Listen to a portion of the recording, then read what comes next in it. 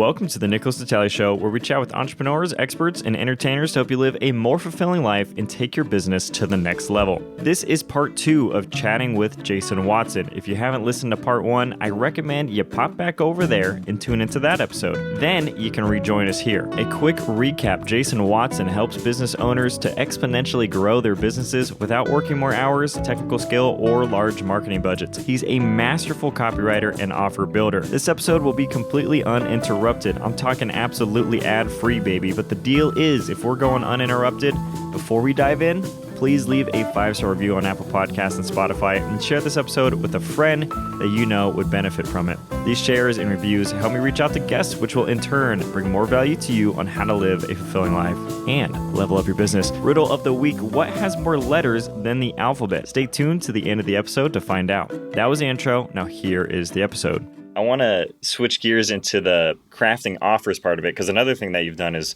you've done hundreds, if not thousands, of working with business owners to have great offers for their courses or their coaching consultations, things like that. And from what you've let me in on, there's a 3-piece combo that creates a great offer. The offer has to be relevant, unique, and urgent. Walk me through this 3-piece combo, and what does it take to have a great offer? How do you craft that? Sure, it's a loaded question. Okay, so relevant, unique, urgent. So basically, relevance is like, do people actually care? If you're going after married men and you're trying to teach them dating, well, like, I hope they're not going to resonate with that. Yeah. Like, you never know, but I hope. So I'm talking about kind of relevancy. So it's that idea. It's like, what direction is the market currently moving? So like, you'll see now there's a big exodus away from Facebook and it's into YouTube. So you'll find that YouTube offers are very relevant. Podcasts are becoming more relevant. So it's like, do people care about my thing? Like, is there momentum towards that direction? That's the relevance kind of aspect. Then you've got urgency. A lot of people think urgency is like, hey, I've only got 5 spots or 3 spots, but it can also be 1 hour. Because in essence, what an offer is a transaction in exchange for money. So like, you have a problem, I will solve that problem in exchange for money. It's a value transaction.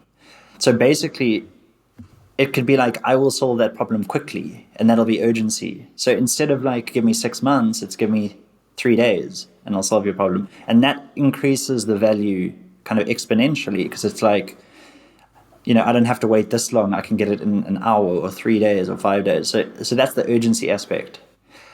Then unique. So people see a lot of stuff. We are advertised at constantly.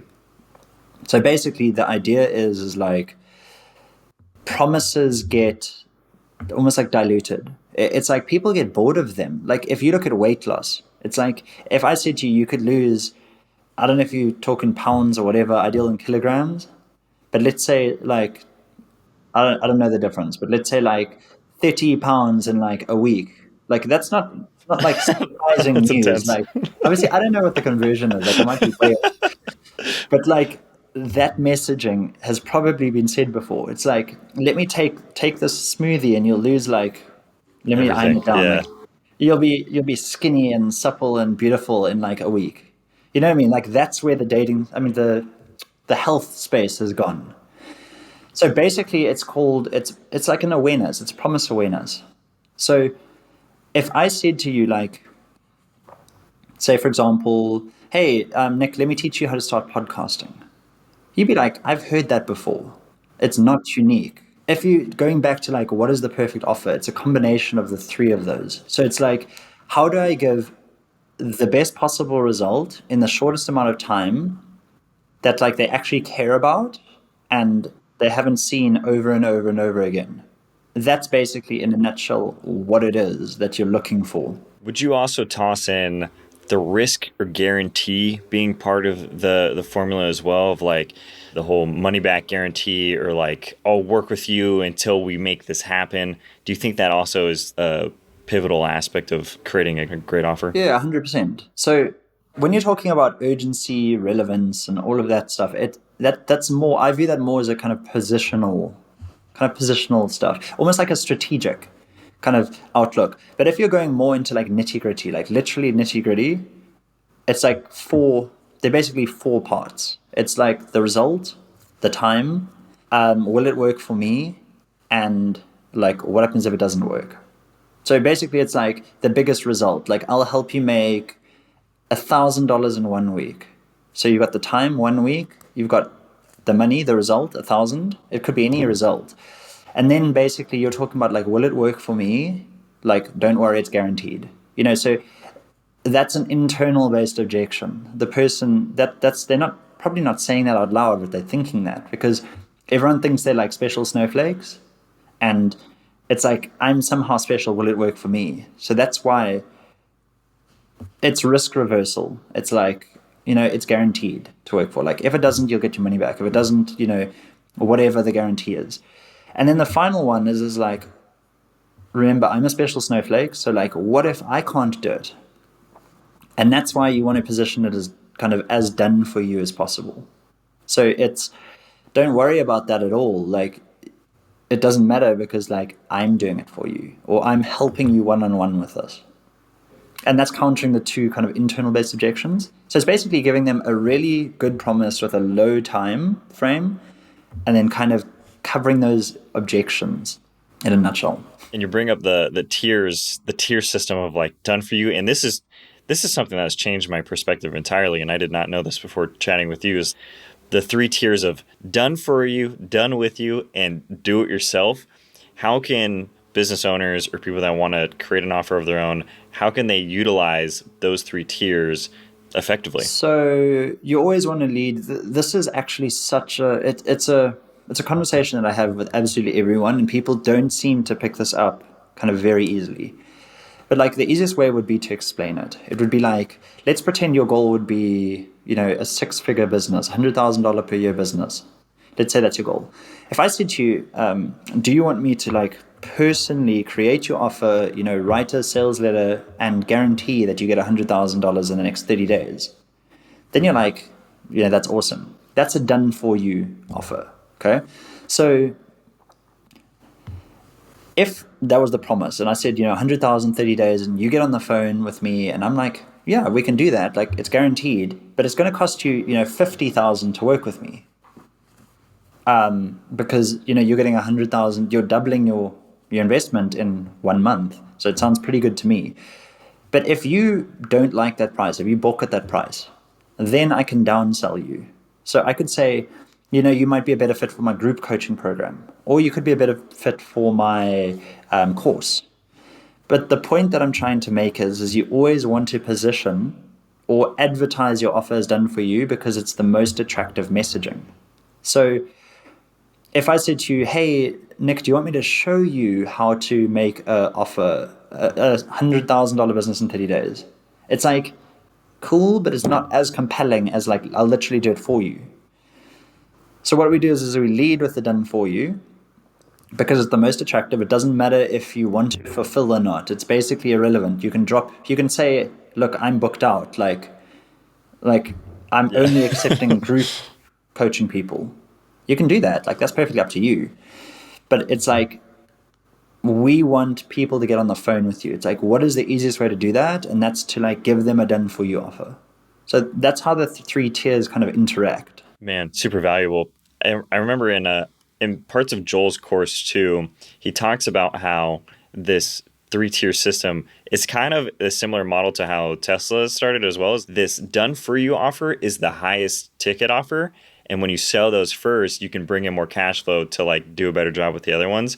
And so Tesla started with like the Roadster that was like $150,000 and then trickled down into more for the masses kind of vehicles.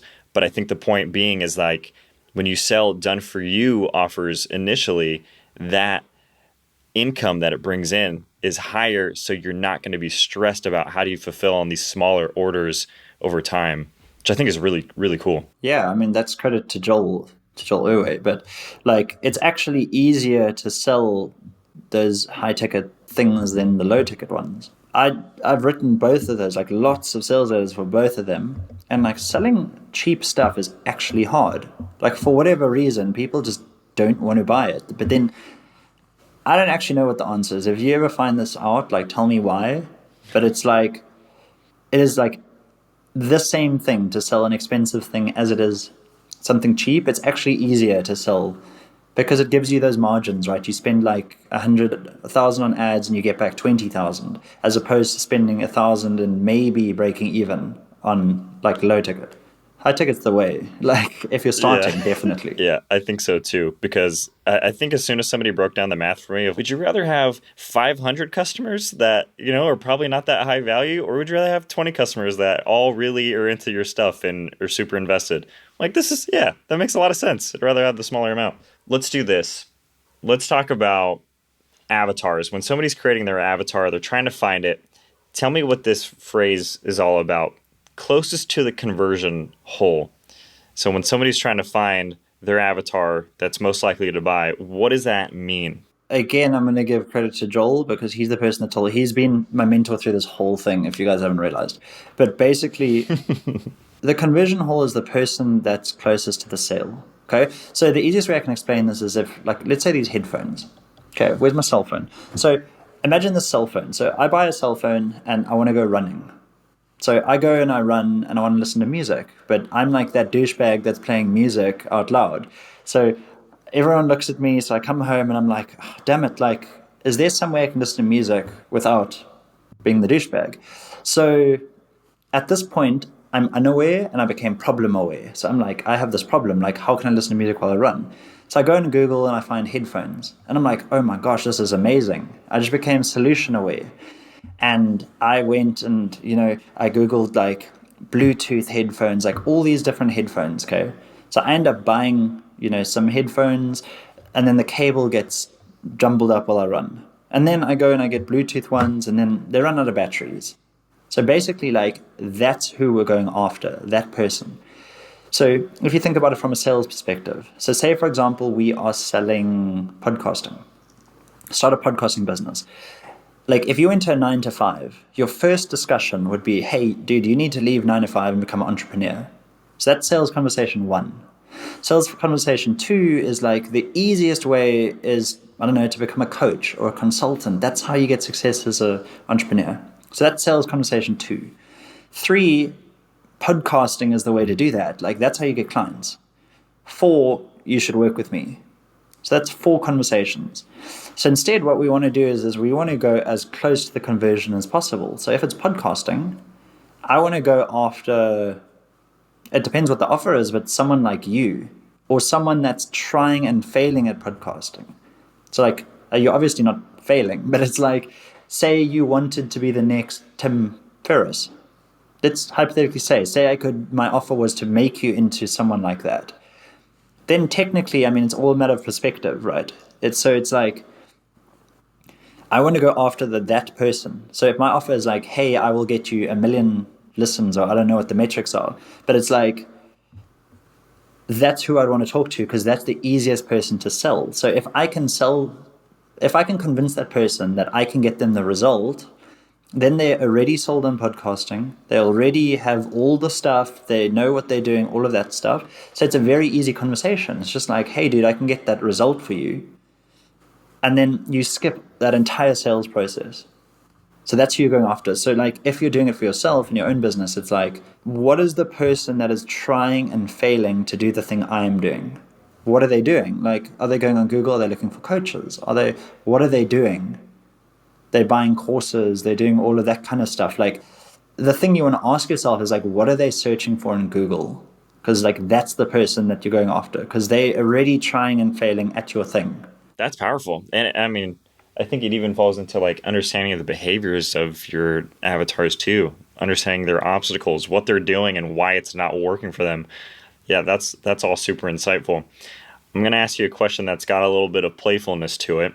If you had to sell your own feces, how would you do it? Sell my own feces. So this is actually, I mean, it's actually funny because like you literally can sell anything, like literally anything. So in that situation, it's circumstantial, right? It's like, obviously who are you going to sell your feces to? So it's like, who has a problem that my feces could solve? So realistically, you could go the direction of a farmer. Mm-hmm. So it's like some dude that wants to like make his farm nice or his garden or like whatever it is. Okay. So like that's the obvious choice. So you find someone that has a problem that your feces can solve, right? So I'd go after a farmer when there's a manure shortage. That's probably what I what That's I your try best to bet. do. Yeah, and then I'd package it all pretty and talk about how I've been The eating best. like maximum nutrition. Yeah. That is incredible. I love that so much because it proves the point. Like you can sell anything as long as you know who needs your thing, the problem that you're trying to solve. That's so great. I love that. There are only not a handful, but like 100, maybe a few hundred copywriters in the world that are actually breeding results. What do you think the largest factor is from amazing copywriters that get the results people are chasing after and they're good copywriters? My experience in this space has been like everyone says that there are thousands and thousands of copywriters. Everyone's a copywriter. Firstly, you're dealing with that issue where it's like, what do you actually do? Like, do you illustrate children's books? Like, what do you actually do? Like, that's the first conversation, like, that my kind of parents, other people that aren't in the space don't realize. So it's like, first, like, sales copywriters. So that's like the first distinction that I make. Then it's like, there are just tons of different people that like claim they're good. So, like, what is the difference? Like, in a nutshell, the only thing I could tell you is time. I've written hundreds and hundreds of presentations. I don't know what else to say besides that. I don't know. I honestly don't know what the answer is. Like, obviously, you could go into the nitty gritty and say, oh, like, people are curious about the world. They understand. I would say, like, the ultimate kind of assets in this space would be reading. For me, like, I read obsessively. I read everything every single day. And I have been like that since a child. So it's the idea of like bringing ideas together. So like I love reading. So like I could talk about so many different topics because of that. So that to me has been a huge asset. The other one is learning. I love learning. So that's another asset to me. So I would say if you had to categorize like, let's say like what are the main differences, I'd have to say like a love for learning and time in the field. Like you've taken your shots and you've actually like mentorship is huge as well. Like I'll be real with that, but that it is. It has to be the only answer can be time in the field. It's practice. They got to get their hands dirty. Have they written more than a handful of presentations to be able to see what testing looks like and why things actually happen the way they do. Yeah, sure. And to fail, like I mean, I've had so many things fail. I can't even tell you. I'm like so much. Like the best writers get it right like 60% of the time. So I mean that's just the reality, right? Everyone would be rich if it was easy. I agree with that. All right, let's role play a little bit, Jason. Get your role play hat on. Let's say it's opposite day. And what we want to do is we want to have a terrible offer. We want to have the worst offer in the world. I just don't want this thing to convert. I don't want to make any sales on this thing. What would I have to do to have an absolutely terrible offer? Terrible. So it would definitely be like a year or two or longer to get the result. So I'm talking like existential level. Maybe like you'll get your result in 5 years. Something like that. I think that's a It's banker. a big promise. Yeah. So it's like you're gonna get some crappy result in like a few years from now. I mean, in honesty, that's probably better than not making an offer. Like a lot of people don't actually make one at all. So they don't. Like it's just they just think that people know what you do. Like they can like mind read and just and then they sit there wondering why they haven't been hired. But yeah, I'd probably say some crappy results over an existentially long period of time. But like without being, I don't know, facetious if you call it that, it's like anything for me, anything over 12 months is like, I don't even know what I'm going to be doing with my life. So like that kind of thing, anything over 12 months, something they've heard before as well. It's like the same thing. They've heard it over and over. They can find it on Google, that kind of thing. There needs to be some kind of, it's going back into that like unique, relevant, urgent again. It's like, that's the direction. So like, if I had to role play, it's like the opposite of that. It's like something they don't care about. It's existential and it's not unique at all. Like, Easily replaceable. Just let me one quick Google search and I got the exact same thing ready to go. yeah, and people make that mistake. They like tell you what the secret sauce is. Like, I had a client that was selling like ETFs. I don't know if you know what those are. It's like an investing kind of thing. ETFs. And on the first page of the presentation, he was like, ETF.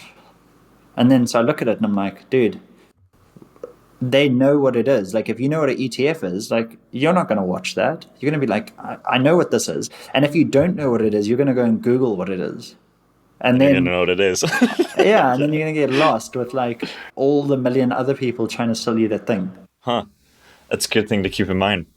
Jason, we are rapidly approaching the final question of the podcast. We've made it. We've done our best getting through this thing, and we're coming out on the other side.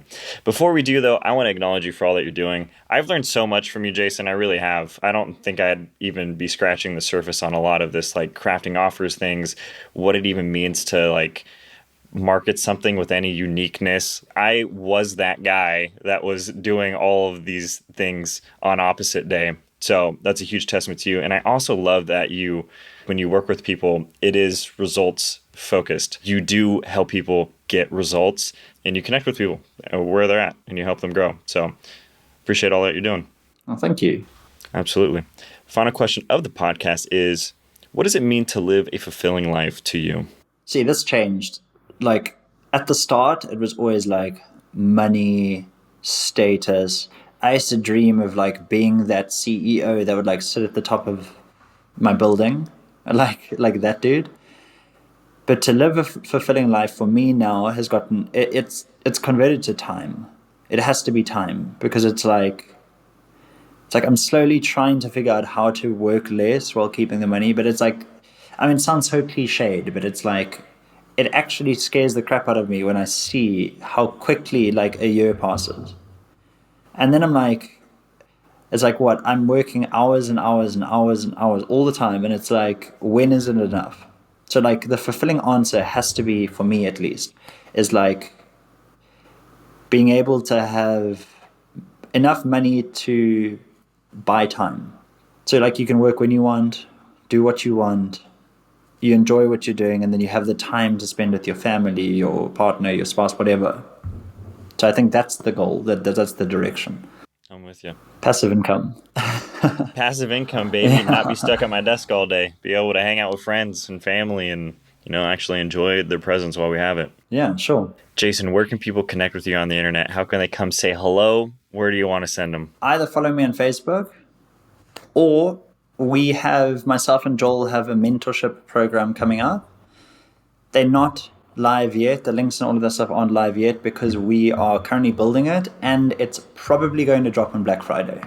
I'll send you the link if you're happy with that to post it in the show notes or whatever if people want to check it out. But basically the whole kind of premise behind it is it's a mentorship program on how to create 7-figure marketing campaigns. So it goes from start to finish. It goes from wherever the person is in their business, complete beginner, all the way to savvy business person. But it's like, what is the step-by-step process to creating 7-figure campaigns, sales campaigns? So sell basically anything besides products and make $1 million with it, is in a nutshell what it is. So it's like support calls. Basically, you'll get every single one of Joel's courses. You'll get access to we've white labeled software. We've done weekly review calls of top campaigns, all of that stuff. And it normally costs thousands and thousands to even get an hour of Joel's time. So it's bi-weekly phone calls with him. To me, it's a really good deal. I'll send you the link with that if you're happy to promote it. If you guys want to check it out, then check that out. Yeah, absolutely. I say go say hi to Jason on Facebook. Go say what's up to him. And then when the links are ready, check that out as well, because he'll be updating you with that. It'll be in the show notes once this thing's posted. Jason, thanks for being on the show. Thanks for having me, bro. It was awesome. Absolutely. Bye. Cheers. That was the episode. You just listened to it. Do not forget to leave a 5-star review on Apple Podcasts and Spotify, and share this episode with a friend that they would appreciate it. Or maybe you just appreciate them and you want to gift them a nice podcast episode. It'll take 5 seconds. It's a great use of your screen time. Everybody wins. The real reason you're still here, you want to know the answer to the riddle of the week. What has more letters than the alphabet? The post office. See, that was a real riddle. Usually they're riddle jokes, but that one was a brain teaser. That one had you thinking. Should have ate some brain food before listening to this episode so you could get that answer correct. I know, you guys got to start studying for these. Thank you for tuning in. I'll see you this Friday at 6 a.m. Be kind, be strong, be disciplined, be obsessed. Get after it. Bye. Bye.